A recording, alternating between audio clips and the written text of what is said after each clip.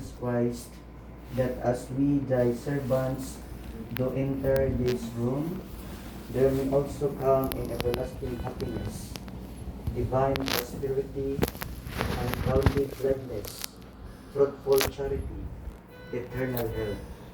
Let no evil spirit approach this room. Let the angels of peace be present, and let all the hatred and dissension be done away. Magnify thy holy name upon us, O Lord, and bless our conversation. Hallow our humble entrance, for thou art holy and gracious, and abidest with the Father and the Holy Spirit, world without end. Amen. Let us pray. We beseech our Lord Jesus Christ, that in blessing He may bless this habitation and all who dwell herein, and give His angels charge concerning them, and make them to serve Him, that they may behold the wondrous things of His law. May He turn away from them all hostile powers. May He deliver them from every terror, and from all disquietude and vouchsafe to keep them in health in this dwelling place, with the Father and the Holy Spirit, liveth and reigneth God, world without end. Amen. Graciously hear us, O Lord, Holy Father, Almighty everlasting God, and send thy holy angel from heaven to guard, cherish, protect, visit, and defend all who dwell in this habitation, through Christ our Lord. Amen. Almighty Father, Lord of heaven and earth, we confess that we have sinned against thee in thought, word, and deed. Have mercy upon us, O God, after thy great goodness, according to the multitude of thy mercies. Do away our offenses and cleanse us from our sins. For Jesus Christ's sake. Amen. The Almighty and merciful Lord grant you absolution, remission of all your sins through repentance, amendment of life, and the grace and consolation of His Holy Spirit. Amen.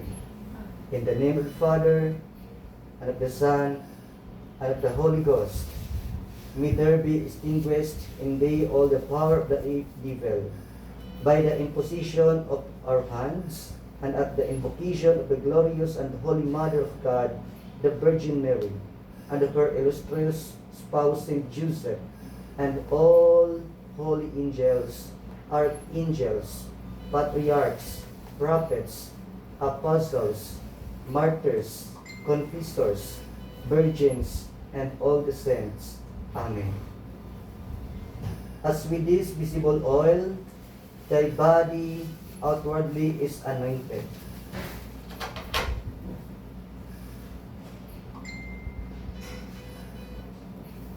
So our Heavenly Father, Almighty God, grant His in infinite goodness that thy soul inwardly may be anointed with the Holy Ghost, who is the Spirit of all strength, comfort, relief, and gladness, and vouchsafe for His great mercy to restore upon the bodily health and strength to serve Him, and send thee release of all thy pains, troubles, and diseases, both in body and in mind, through Jesus Christ our Lord. Amen.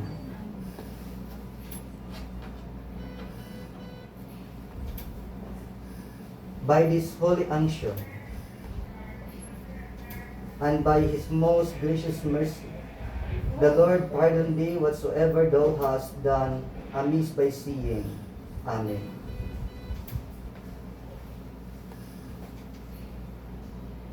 By this holy unction, and by His most gracious mercy, the Lord pardon thee whatsoever thou hast done amiss by seeing.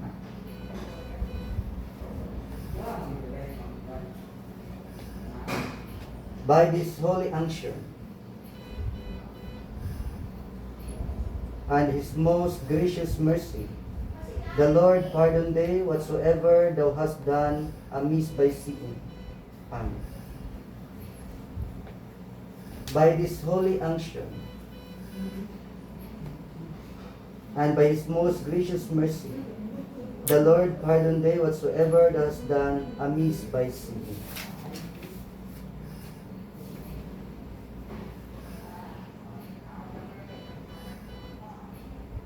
By this holy unction, and by his most gracious mercy, the Lord pardon thee whatsoever thou hast done amiss by sin.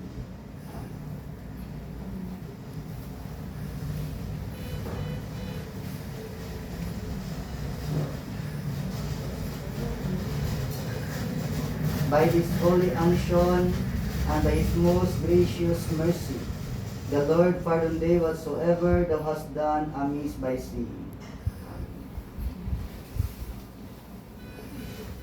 Lord, have mercy upon us.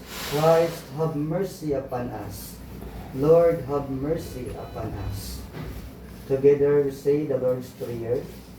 Our Father, who art in heaven, hallowed be thy name. Thy kingdom come, thy will be done on earth as it is in heaven.